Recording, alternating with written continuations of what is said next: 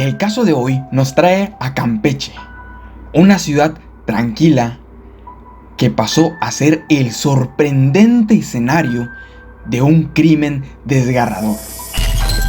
Cuando una querida estudiante de universidad apareció muerta apuñalada en la entrada principal de su casa.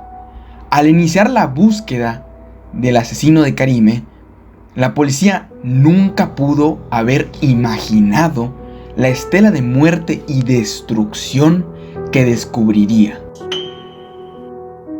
13 de octubre de 2022, eran las 7 de la tarde y Alondra, de 21 años, llegó de una competencia de natación. Estaba ansiosa por contarle a su hermana mayor, pero cuando Alondra abrió la puerta de la habitación que compartían, se adentró en una pesadilla. Habían asesinado a Karime a puñaladas. Alondra se desesperó, salió corriendo de la casa de su vecina y la hizo salir de su casa.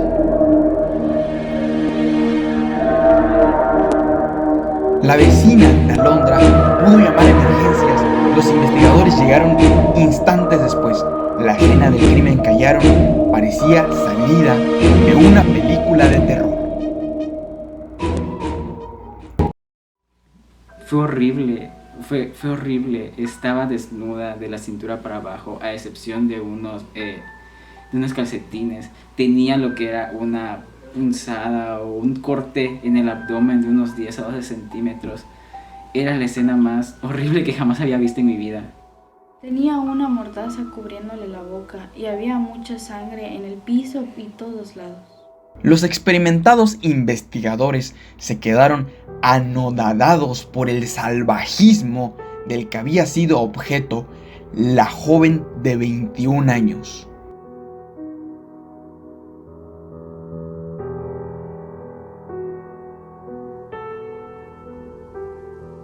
Cuando la miré, no podía entender cómo alguien podía haber hecho algo tan atroz. No había ningún acceso forzado y lo único que faltaba era el pequeño bolso café de Karime. La policía concluyó que había sido un ataque con fines sexuales, pero a los detectives les pareció raro que no hubieran indicios de forcejeo. Los detectives analizaron todo lo que había en el apartamento, esperando que el asesino hubiera dejado algo que revelara su identidad. Gracias a su incansable labor, hallaron una pista clave. En la sala había una mesa y sobre ella había un vaso con agua hasta la mitad.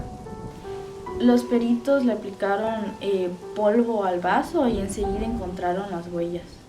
La prueba llevó a los investigadores a creer que Karime le había ofrecido agua a su asesino antes de que la atacara. Había 2 juegos de huellas en el vaso. Uno de ellos tenía los dedos más largos, mientras que la otra persona seguramente debía tener los dedos más pequeños o más cortos. Los peritos forenses que revisaban la habitación de Karime hicieron otro hallazgo escalofriante. Cuando revisamos la ventana, nos dijeron, miren, no van a creerlo. Y cuando revisamos, vimos lo que parecía ser una mano. Para los detectives, el asesino había oído algo fuera, había dejado el cuchillo en la cama y se había apoyado contra la pared para fijarse si alguien lo había visto. Mientras los peritos seguían revisando la escena, los investigadores subieron para hablar con Alondra, quien no dejaba de llorar. Esperaban que ella pudiera ayudarlos a armar una cronología de las últimas horas con vida de Karime. En esencia le pedí que reconstruyera su día. Alondra nos contó que la había visto cerca de las 3 de la tarde. Ella nos dijo que su hermano le fue a pedir las llaves de su casa, pues ella había olvidado las suyas. Y de hecho Karime dijo que iría directo a su casa, que estaba cerca de aquel lugar. Pero cuando Alondra le marcó por ahí de las 4 de la tarde, no le contestó. Los investigadores suponen que para ese tiempo ella ya estaba muerta y se tiene la idea de que Karime conocía a su agresor.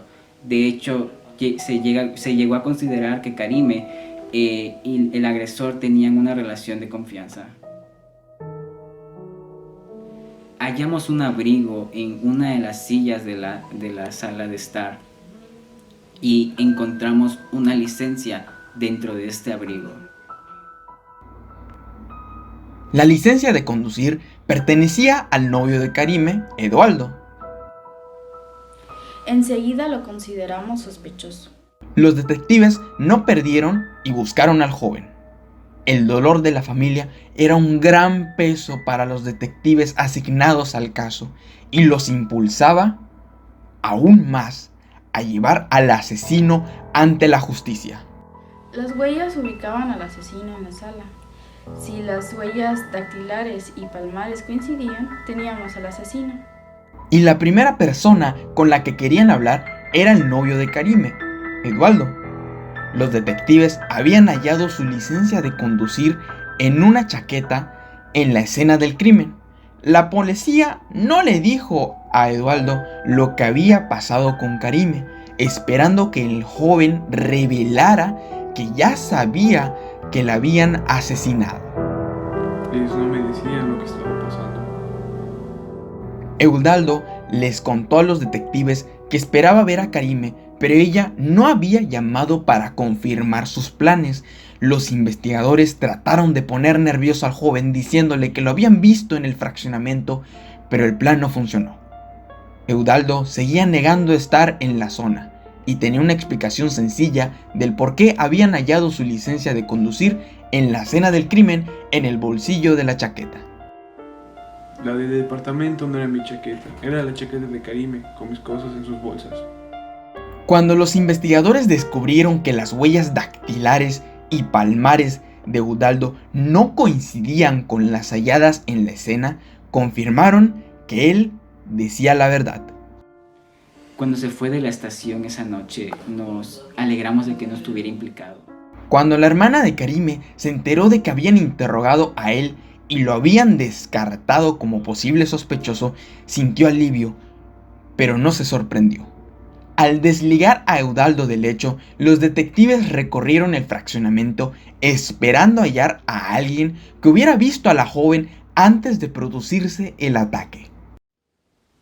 Cerca de las 3:30 de la tarde, una amiga de ella la vio caminando hacia su casa. Pero aunque los investigadores tenían una hipótesis sólida sobre cómo el asesino había entrado al apartamento, no tenía ni idea de cómo había logrado irse sin que lo vieran. Recorrimos la zona y no encontramos a nadie que pareciera sospechoso, lo cual nos pareció raro por cómo alguien podía salir de ahí sin dejar algún rastro de sangre. Y luego, a solo una semana del brutal crimen, la policía recibió una llamada impactante. Una joven conmocionada a unos kilómetros de ahí en Campeche tenía en su poder una importante prueba proveniente de la casa de Karime y el aterrador relato de cómo había descubierto esa pista impulsaría una búsqueda más exhaustiva. Eran las 4 de la tarde del 12 de octubre y Alondra, de 21 años de edad, tomó el atajo de siempre para ir al trabajo y cortó camino por un callejón hasta la estación del tren. Venía de camino a casa, tomé un atajo que usualmente no tomo y sentí la presencia de alguien caminar detrás de mí, pero el mismo miedo no me dejó voltear. Alondra siguió caminando, pero unos segundos después se sorprendió cuando el mismo hombre se le abalanzó por detrás. Me estampó contra la pared, me amenazó con una navaja y me dijo: dame todo lo que tengas. Alondra quiso pedir ayuda a gritos, pero su atacante le advirtió las consecuencias. El pánico me consumió. Lo más que pude hacer fue tratar de arrancarle la mascarilla que tenía. Pude ver su rostro a duras penas. Luego, una persona que pasó por ahí empezó a tocar el claxon. Temiendo que pudieran verlo, el atacante de Alondra huyó con su bolso en estado de shock. Tras el aterrador ataque, Alondra no volvió a su casa. Tenía miedo de que su atacante pudiera ir a buscarla. Tenía su bolso, tenía su dirección. Ella no podía estar tranquila. Apenas días después, Alondra recibió una sorpresiva llamada de un hombre que decía haber hallado su bolso en un terreno baldío. Alondra y su novio fueron a ver al hombre y después de recuperar su bolso, Alondra lo revisó.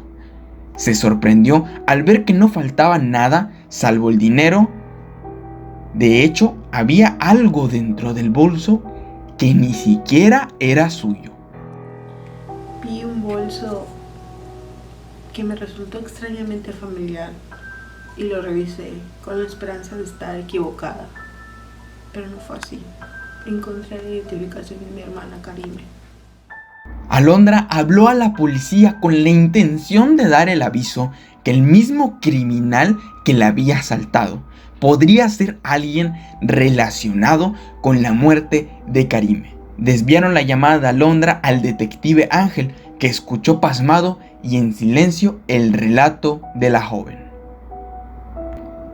Alondra otorgó un retrato hablado del criminal, el cual enseguida se difundió por los medios y empezaron a llegar datos. A los detectives les preocupaba que se tratara de un asesino errante y que se tratara de un crimen personal relacionado con algún odio o rencor hacia la familia de Alondra y Karime. Nuestro mayor temor era que se fuera trasladando, que estuviera persiguiendo a la familia completa de Alondra y Karime. La policía pasó semanas buscando al misterioso hombre. Teníamos 2 clases de pruebas, huellas y ADN del presunto culpable, pero no teníamos un sospechoso con quien comparar las muestras. Pese a los obstáculos, ambos detectives estaban decididos a hallar al sádico depredador antes de que atacara de nuevo.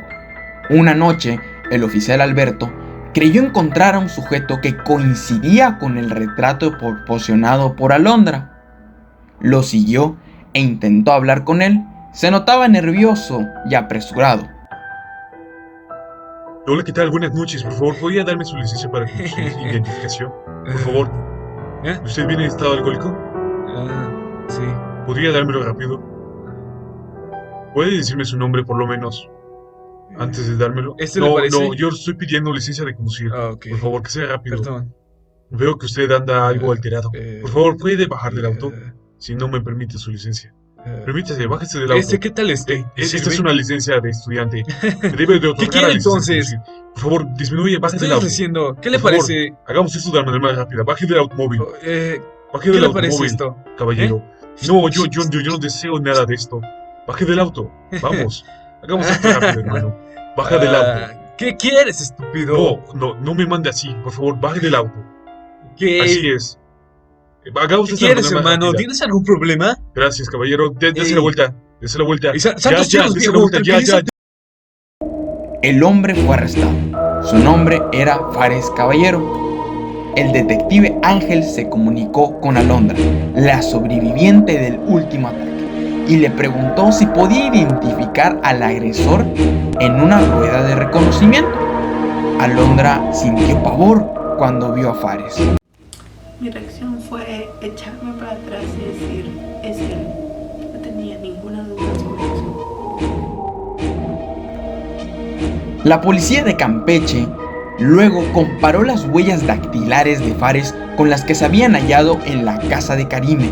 Los resultados del análisis confirmaron lo que sospechaban los investigadores. Las huellas coincidían no solo con las del vaso del agua, sino también con las de la pared. Cuando los detectives le contaron a la madre de Karime sobre el arresto, ella se quedó helada por la increíble cantidad de ataques de los que era responsable Fares. Y cuantos más descubren los detectives sobre Fares, más entendían lo malvado y engañoso que era. Casi 2 años después de que hallaran a muerta en su habitación, Fares fue a juicio por homicidio premeditado. Las emociones estaban a flor de piel cuando Guadalupe subió al estrado para declarar sobre el momento más traumático de su vida: hallar a su hermana mayor muerta. Tras oír los argumentos, no le tomó mucho al jurado llegar a un veredicto declarando culpable a Fares y lo condenaron a muerte. Aunque el resultado del juicio fue un cierre para la familia Reda Pérez, esa experiencia fue un doloroso recuerdo de todo lo que habían perdido. Fue un enorme alivio, pero eso no nos regresó a Karim.